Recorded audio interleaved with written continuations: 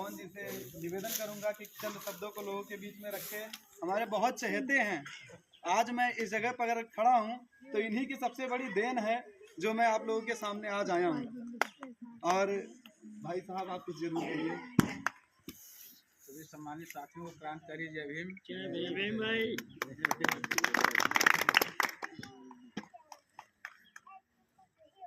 जय भीम बोल दो, बैठ जाओ, हम तो उत्साह कर दो।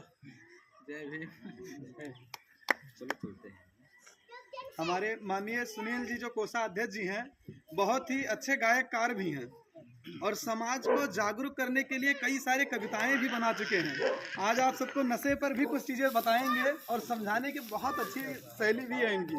और प्लीज़ कोषाध्यक्ष जी आप उठिए और समाज को कुछ समझाइए और बताइए। सभी सम्मानित साथियों को क्रांतिकारी जय भीम।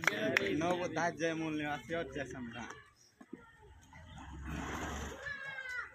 अपनी बात शुरू करने से पहले भगवान तथागत गौतम बुद्ध जी के चरणों में नमन करते हुए, शिक्षा की देवी सावित्री बाई फुले जी के चरणों में नमन करते हुए, शिक्षा के जनक ज्योतिबा राव फुले जी के चरणों में नमन करते हुए और इस बहुजन समाज को, हजारों जातियों में बिखरे हुए समाज को एक बहुजन समाज की माला में फूलों की तरह सहेज कर रखने वाले ऐसे महामना महापरिनिर्वाण प्राप्त मान्यवर साहब काशीराम जी के चरणों में नमन करते हुए और संविधान के रचयिता बाबा साहेब भीमराव अम्बेडकर जी के चरणों में नमन करते हुए अपनी बात को शुरू कर रहे हैं कि अधिकार ना कोई दे पाता।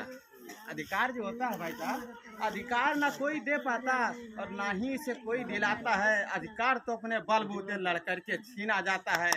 आज़ादी नहीं मिले भी किसे, आज़ादी नहीं मिले भी किसे, इतिहास बताता है। और आज़ादी के खातिर हर नर सर्वस्व लुटाता है।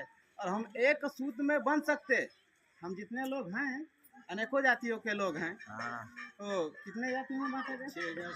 6,743 जातियों में बांटा गया हमारे समाज को। हम एक सूत्र में बन सकते और हम एक साथ में चल सकते। यदि चाहे तो इस भारत का शासन इतिहास बदल सकते। लेकिन एक संख्या यह है कि हमारे समाज में एकता नहीं होती।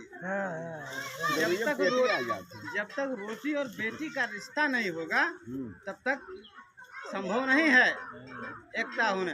इससे आप देखे होंगे कि जातीय जैसे जो क्या कहते हैं, वो जो मनु लिखे हैं, क्या मनुस्मृति, उसमें क्या लिखे हैं, ब्राह्मण क्षत्रिय शूद्र। तो ब्राह्मण में भी जातियाँ होती है, लेकिन जो मिश्रा होता है वो पांडे जी के यहाँ शादी करेगा, तिवारी होगा उसके यहाँ शादी। तो अपन आपस में वो लोग तो मेल बना लिए। जैसे मान लिया हम वर्मा हैं तो हम एक सिस्टम बनाते हैं। जैसे मिश्रा जी हैं तो उसके जितने भी मिश्रा समाज की लड़कियां होंगी वो सब उसकी बहन लगेंगी, उसके साथ शादी नहीं करी तो दूसरी जाति वाले से शादी करेंगी। तो हमारा समाज को ऐसे बांट दिया गया कि वो एक दूसरे के शादी के कहा वो खाना नहीं खा तैयार। अगर कोई खाना बुला ले सर तो खाना नहीं खाने के लिए तैयार। ऐसे ऐसे हमारे समाज को गुमराह किया गया है। तो यही सब बातें हैं। और एक लाइन और सुना रहे हैं आप लोगों को। मंजिलें उन्हीं को मिलती हैं, मंजिलें उन्हीं को मिलती हैं जिनके सपनों में जान होती है और पंख से कुछ नहीं होता, हौसलों से उड़ान होती है। ना थके हैं पाँव मेरे, ना थके हैं पाँव मेरे, ना ही हिम्मत हारी है। और संघर्ष हौसला अभी तक जिंदा है क्योंकि संघर्ष हमारा जारी है। जिन लोगों को लग रहा है कि ये 2-4 लोग क्या कर लेंगे, उनको समय आने पर हम ऐसा जवाब देंगे कि शायद उनकी नस्लें भी याद करेंगी कि हाँ कोई था। बाबा साहब के संघर्ष पर कुछ लाइन लिखे हैं, सुनाना चाह रहे हैं। कहीं अधिकार की बातें, कहीं सत्कार की बातें, और भीम ने खूब लिखी है यहाँ कुछ प्यार की बातें। यूं ही आसान नहीं पाया मैंने समान जीवन का, और कहीं संघर्ष के वो दिन, कहीं संघर्ष की रातें। एक समय था कि बाहर से कोई अधिकारी या कुछ कोई आया था, रिपोर्टर शायद आया था। उसमें 12 के टाइम थे। बाबा साहब उस समय मतलब पढ़ाई कर रहे थे। तो उसने सवाल किया कि बाबा साहब आप इतने रात को पढ़ाई करते हैं?